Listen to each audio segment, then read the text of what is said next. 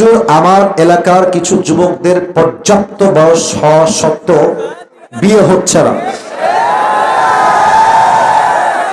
আপনি এই এলাকার যুবকদের বাবাকে বিষয়টির উপরে গুরুত্ব দিতে বলবেন এবং আপনার সৎ পরামর্শ চাচ্ছি। ইতি এই এলাকার যুবক, কথা কি ভুল না ঠিক এটা?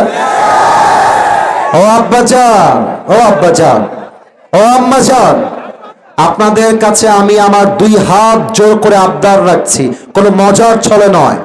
আগেও বলেছি, আবারও বলছি, আপনি যদি আপনার ছেলেকে সঠিক বয়সে বিয়ে না দেন আর আপনার ছেলে বিয়ে না দেওয়ার জন্য জেনায় জড়িয়ে যায়, হারামে জড়িয়ে যায়, প্রত্যেকটা গুনার দায়ভার কিয়ামতে আপনাকেই বহন করতে হবে আব্বাজান।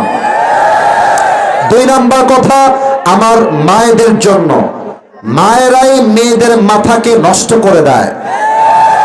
মায়েরা বোঝায় তুই বিয়ে করবি টাকাওয়ালাকে, বয়স বেশি হলেও আমার কোনো সমস্যা নাই। এই টাকার জন্য হাজার হাজার পুরুষ তার পছন্দের মেয়েকে আজকে বিয়ে করতে পারে না। তিন নম্বর কথা, আমার আব্বাজানদের জন্য, আমার আব্বাজান বিয়ের সময় কাবিননামাকে সহজ করে দেন।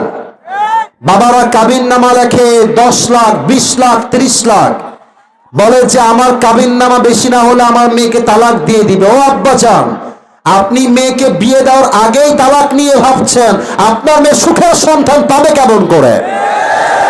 আপনি দেনমহরকে কমায় দেন, 5 লাখ নয় 1 লাখে নিয়ে আসেন, 80,000-এ নিয়ে আসেন।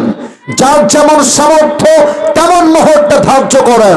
আমার বিশ্বাস এই মোহর, দেনমোহর আর টাকার চিন্তা মাইনাস হলে হাজার হাজার যুবকের জেনা কঠিন হয়ে যাবে, বিয়েটা সহজ হয়ে যাবে। ঠিক কিনা বলে?